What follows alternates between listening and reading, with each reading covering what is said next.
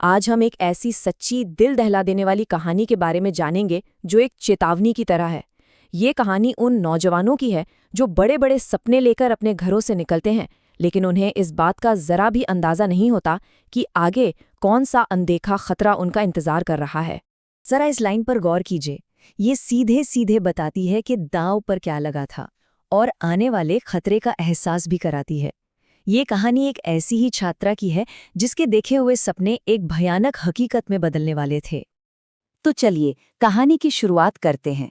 मिलते हैं हमारी मेन कैरेक्टर रितु से, जो एक छोटे से गांव से निकलकर बड़े शहर के सपने पूरे करने आई थी। कहानी का आगाज होता है उत्तर प्रदेश के एक छोटे से गांव मलवा से। यहीं की एक बहुत ही होनहार स्टूडेंट थी रितु। 12वीं में शानदार नंबर लाने के बाद उसने दिल्ली यूनिवर्सिटी में पढ़ने का सपना देखा।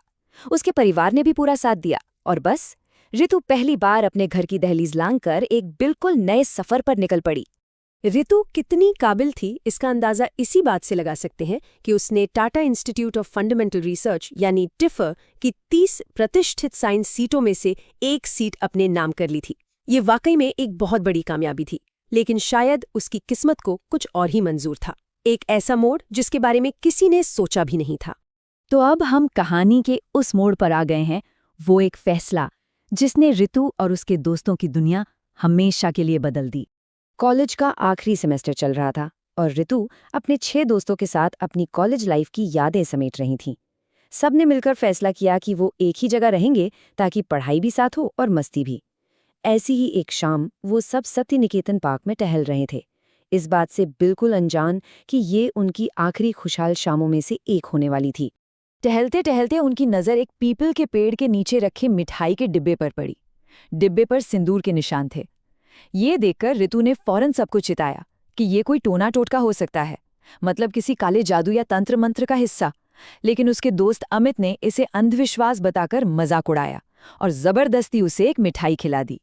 फिर क्या था, प्रोफेसर समेत सबने वो मिठाई खा ली और यही उनकी जिंदगी की सबसे बड़ी गलती साबित हुई।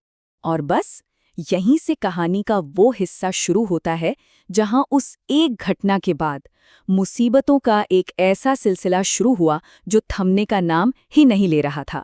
अगले कुछ हफ्तों में जो कुछ भी हुआ, क्या वो सिर्फ एक इत्तेफाक था या फिर एक श्राप की शुरुआत? चलिए देखते हैं कि उस मिठाई ने आखिर क्या कहर ढाया।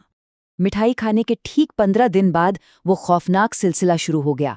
सबसे पहले प्रोफेसर की एक अजीब एक्सीडेंट में मौत हो गई। फिर दोस्त अंकुर का बर्ताव अचानक बदला और अस्पताल में उसकी भी रहस्यमयी तरीके से मौत हो गई। इसके बाद जयंती के नवजात बच्चे की मौत हुई और फिर जयंती ने भी आत्महत्या कर ली। एक एक करके सब खत्म होते जा रहे थे। अब डर रितु के दरवाजे तक पहुंच चुका था। हर शाम जब वो घर लौटती तो उसे 2 भावहीन लड़कियां दूर से घूरती हुई दिखती। वो उसे तब तक देखती रहती जब तक वो अपने घर के अंदर न चली जाए। धीरे धीरे रितु डिप्रेशन और एक अजीब सी नेगेटिविटी में डूबती चली गई। तो अब कहानी के उस हिस्से पर चलते हैं जहां रितु का परिवार उसे उस साए से बचाने के लिए एक हताश लड़ाई शुरू करता है जो उस पर कब्जा कर रहा था। हालत और बिगड़ गई जब रितु को जयंती की आत्मा दिखने लगी। वो उसे कोसती थी, कहती थी, मेरी और मेरे बच्चे की मौत की वजह तुम हो, तुम मुझे उस दिन रोक सकती थी। ये खौफनाक मंजर अब दिन में भी होने लगे थे और रितु अंदर से पूरी तरह टूट चुकी थी। परेशान होकर परिवार रितु को गांव वापस ले आया और एक पहुंचे हुए पुजारी महावीर जी को बुलाया गया। उन्होंने एक यज्ञ की सलाह दी, लेकिन जिस रात यज्ञ होना था उसी रात पुजारी जी का एक भयानक एक्सीडेंट हो गया। उन्होंने बाद में बताया, ऐसा लगा जैसे किसी ने मुझे उठाकर दूर फेंक दिया हो। और उस घटना के 12 दिन बाद उनकी भी मौत हो गई। अब सारी उम्मीदें लगभग खत्म हो चुकी थीं, सिवाय एक के, मेहंदीपुर बालाजी मंदिर। ये वो जगह है जो प्रेत बाधा से मुक्ति के लिए जानी जाती है। परिवार रितु को वहीं ले गया। रितु खुद बताती है कि रास्ते भर उसे ऐसा असहनीय दर्द हुआ जैसे उसका शरीर टूट रहा हो और वो बस मरने ही वाली हो। तो चलिए अब कहानी के आखिरी हिस्से पर आते हैं। अब पर्दा उठेगा उस राज से कि आखिर उस श्राप और उन 2 आत्माओं के पीछे की चौंकाने वाली सच्चाई क्या थी। तो आखिर सच क्या था?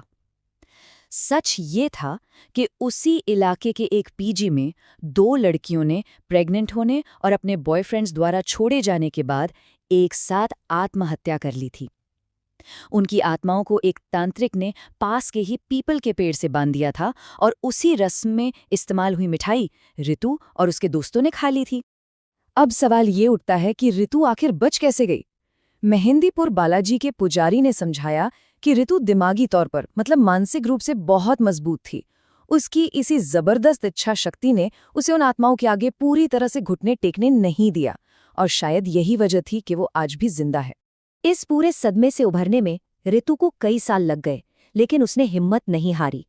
उसने अपनी जिंदगी को फिर से पटरी पर लाया और एक सरकारी नौकरी भी हासिल की। पर वो आज भी सोचती है कि अगर वो एक गलती न हुई होती तो शायद उसकी जिंदगी आज कुछ और ही होती। ये पूरी कहानी हमें एक सवाल के साथ छोड़ जाती है। अक्सर हमारे बड़े बुजुर्ग हमें कुछ चीज़ों को ना छूने या किसी अनजान जगह पर रखी चीज़ को ना खाने की सलाह देते हैं। हम अपनी मॉडर्न सोच के चलते इसे अंधविश्वास मानकर नज़रअंदाज कर देते हैं। लेकिन क्या हर पुरानी चेतावनी महज एक अंधविश्वास ही होती है? ये सोचने वाली बात है।